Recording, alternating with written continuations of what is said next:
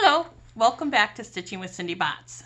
And today I'm going to show you a couple different tote bags that I've made, and I'm going to walk you through how to do that, and hopefully this will inspire you to design some of your own bags. So I have this really fun patchwork tote bag. I think it came out really cool. So I have that bag. And then I have this patchwork tote bag. And I'm going to be showing you and talking to you about how I designed them. And then I have one more. So let me show you this one. I have this one also. Now, this bag is larger than the other two, but its construction is mainly the same, okay? This one I'm using 3.5 inch squares, and I've just sewn them in a row. And then this gray strip is 3.5 inches, and I've just alternated my strips of patchwork with the gray band. I also did a strip of the 3.5 inch squares going up the side with an 1.5 inch strip here, and then I used another 3.5 inch strip for the bottom. So this is a little bit larger than the other bags I'm going to talk about, but the construction is the same. In fact, the construction for these 3 bags is the same as this super large bag that I did. So I am going to put in the description a link for this bag tutorial, because with this one I went into detail about the actual sewing of the sides to the front and back, the handles and all that, and talked about the actual assembly of the bag. They're all done the same way, these ones that I'm showing you. So I'm just going to add that link. At least that's my plan. So that was the extra large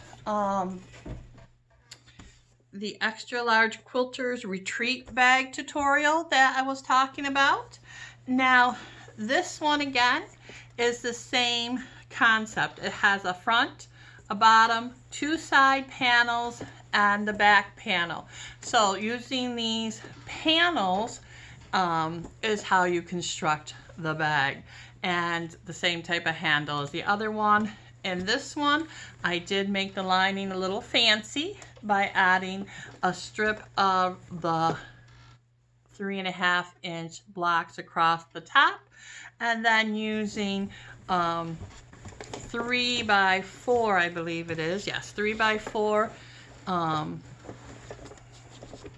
3 by 4 grid here, and that's my pocket. And again, how to assemble it, the pieces are done in that other video, but this is how I designed the pocket. Was just a 3 by 4 grid. So it's 3.5, 3.5, 3.5. Then you subtract your seam allowances, so it's about 9 inches by 12, the pocket. All right, so let's go on to the next one. This bag also has the panels. All right, so you have a front panel. This front panel is made up of a grid of 1, 2, 3 by 1, 2, 3. Again, it's just a grid of blocks. Okay, then you have what I did across the bottom are strips. I used 1.5 inch strips to make the bottom panel. And these blocks, I believe, came out at 4.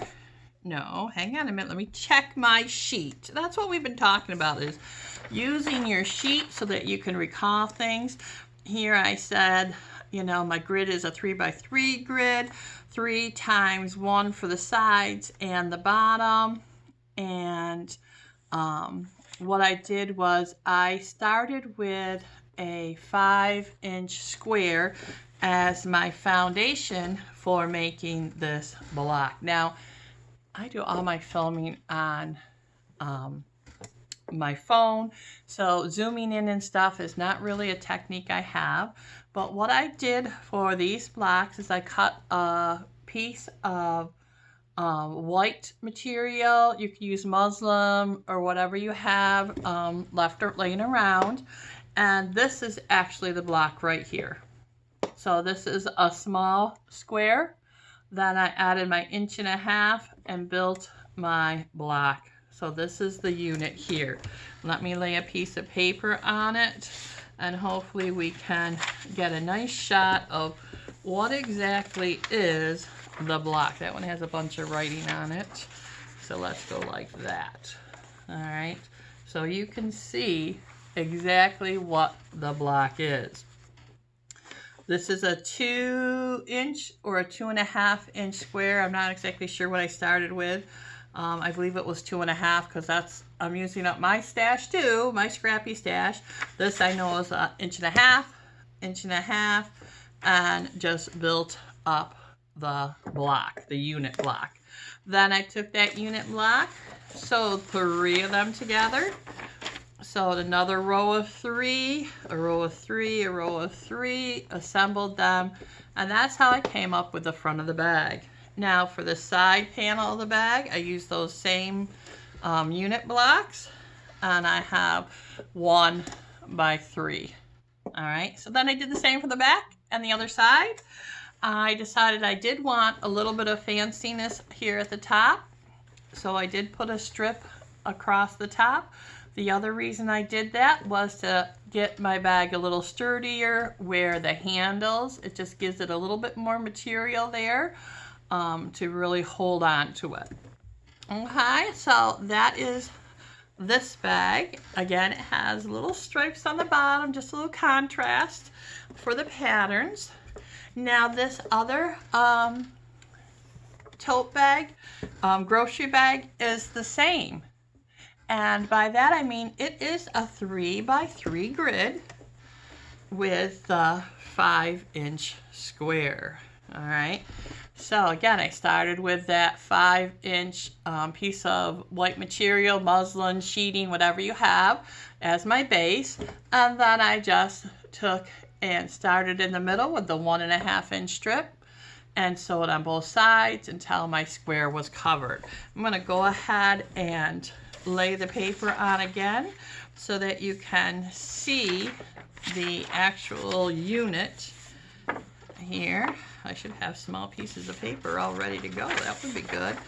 So you can see the actual unit. All right, so it's just using up my scrappy pieces and starting in the middle of that 5-inch block and continuing it out.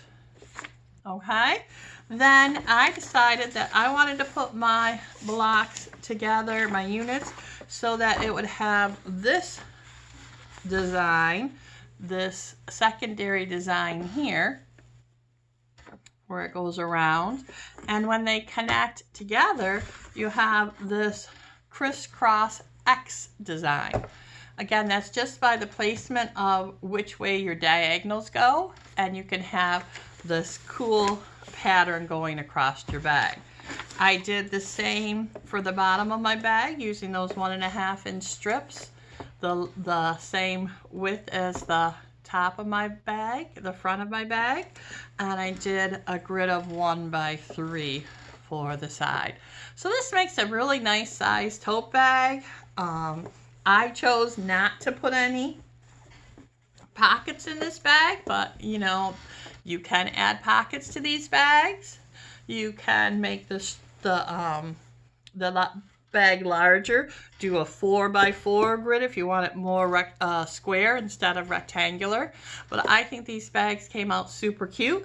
I hope that you enjoy this Design a Bag series. And again, if you want this worksheet, just send me an email to the Stitcher's Choice workspace at gmail.com and I can send this to you.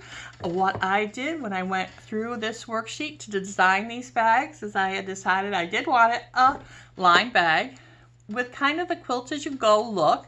Now if you wanted to put batting behind these blocks instead of just the white material or the muslin and give it a more quilted feel, you could do that and then just sew the blocks together the way we did and add the lining. It would give it a more quilted effect. And I'm using just cotton fabric. I wanted the bag to come out approximately 15 by 15 with a 5-inch side and a 5-inch bottom. And then I just wrote in how I was going to do my straps. And I did a little sketch of my grid, my 3x3 grid.